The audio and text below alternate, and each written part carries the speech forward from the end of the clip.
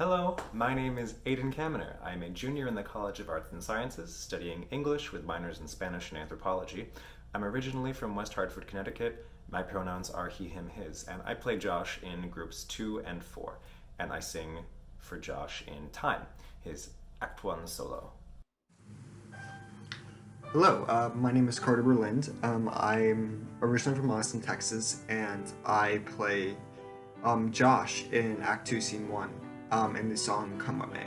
My name is David Simon. I am from Bridgewater, Massachusetts. I'm a senior in the College of Communications studying journalism with a minor in political science, and I appeared as Josh in Act 2, Scene 3, Act 2, Scene 7 yesterday, and Tide Will Roll.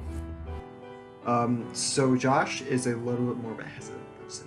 He very much is second-guessing himself. He's like making the mistakes, and he's trying his best to be there for Clara when she needs him, and to be a good friend. And towards the end, he confesses his love for her. So, Josh is kind of an interesting character.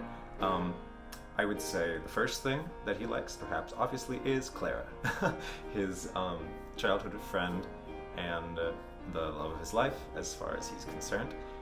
So he really, really likes feeling like he's helpful to her. Almost all of his character actually kind of revolves around their relationship. So one of the most important things to him is just feeling like he has a place in her life and that he's able to contribute positively to it and be helpful. It takes strength. It takes a lot of strength for him throughout the show to express how he feels towards someone. He learns that it's important. It's important to A, be there, and B, be able to say what you want to say, for lack of a better term. For 95% of the show, he just tries to do the same thing. In a couple of the scenes I play Josh, those scenes have very similar arcs, where Clara is sad or nervous about something. She calls Josh, he gives her a great pep talk, he wants to confess his love but can't. Silently, they end the call, he's off screen, very sad, puts on his I Miss Clara playlist, his roommate asks if he's okay, he lies and says yes. It's kind of the cycle that they've gotten into, where they have the things that they do, the things that he wishes they would do, the things that they don't do. And it's worked. At least enough for him to believe that it's working for a long time. And it's not until he finds that these same strategies that have gotten him at least as far as they have for years are no longer working in any capacity, that he's forced to sort of confront how he does everything, because that's his whole thing. So it's not until sort of the very end of the show, the last scene, when he is finally able to take initiative and be assertive and do what he thinks is right, even though the way that he does it is problematic and crosses a lot of boundaries. It is still a kind of growth for him. I tapped into aspects about myself as like a teenager, young adult type thing. And particularly I've based my acting performance as him within how I have interpreted similar situations within crushes that I had, within relationships that I've had, both platonic and romantic. So I've been very brutally honest about Josh so far. However, I have to say I relate to him quite a bit. In a lot of ways, I feel like the type of person that I used to be when I had strong feelings for someone, especially someone I was already friends with in high school, I reacted in somewhat similar ways. I really like being there for my friends, and I love hyping them up. I am known for giving pep talks and good hugs in my close friend groups from high school. And I had been in very similar situations to some of the ones that he gets himself into in the show. So I kind of just looked back on my own experiences, tried to put myself back in that place where I used to be, and kind of just draw from that. At the same time, Josh and I are very much not the same person, though there are definitely parts of him that remind me of parts of an older version of myself. It was really important also, and kind of maybe one of my challenges, when playing this character to really, really emphasize the things that are not the same about us. So I wouldn't just kind of slip into playing an exaggerated version of my past self, because that's too easy to do and it would not be truthful. You know, it's sometimes not hard to think of like a hesitant person who doesn't really know how to communicate how they feel. I feel like that has, in a lot of times, been myself, where I've just really had trouble communicating my feelings, and it's not easy for me to see where he's coming from in that sense. But it's getting into his head. You know, he desperately wants to be there for the people he cares about. And again, that's one of the things you have to focus on. He wants to say the right thing, he wants to do the right thing, but he feels like he always just comes up a little bit short, and I kind of like to emphasize that when I play him. So his main motivation, like I was talking about, is just to feel like he has an important place in Clara's life. It's kind of twofold. He wants to... threefold. He wants to... 2.5-fold. So first, he wants Clara to be happy. That's really important to him. If he feels like he's not doing that, then he feels like he's not doing anything right. And he wants to have a bigger role in her life. That's the twofold. The 2.5-fold is that he also wants that bigger role to be a more romantic one. And he wants to kind of be able to be honest with her, which he struggles with so much. His own hesitance partially drives the relationship apart. So that is how I envision his obstacles. His own inability to act is what's setting him back from accomplishing what he needs to accomplish. He gets in his own way, really.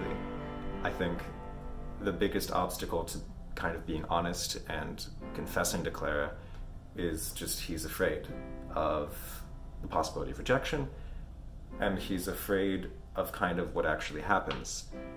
He's afraid of losing her.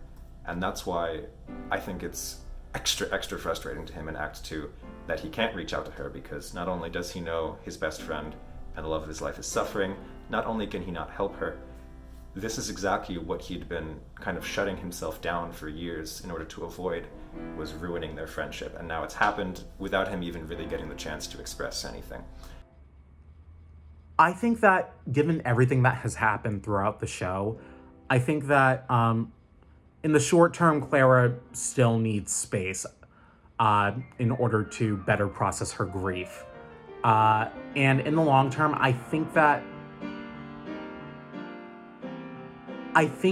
it will get to a point where, like, they'll have a stronger friendship because of it, but realistically, too much has gone on within their friendship to the point where I don't know if either of them would be willing to reopen each of their own trauma in order to get that romantic aspect going.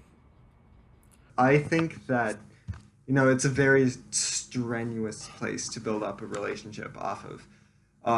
Because, yes, they've been friends. Yes, they've known each other their entire lives. But when they're, like, just exploring these emotions at a time of such emotional turmoil, it's really hard to say that they're going to fall into a good relationship, especially one that's healthy. Because you have to be there for the other person, but when you're thinking about a romantic relationship, it's really, really difficult to build something off of such a difficult time position. So I think they would probably stay friends just due to their circumstance. So Josh is friends with Eve, and it's clear that he confides in her a little bit, especially when it relates to Clara, because he knows her very, very well. And that scene, especially in the funeral scene, where they're discussing what they can do for Clara. But I think primarily Josh's relation in the show is towards Clara.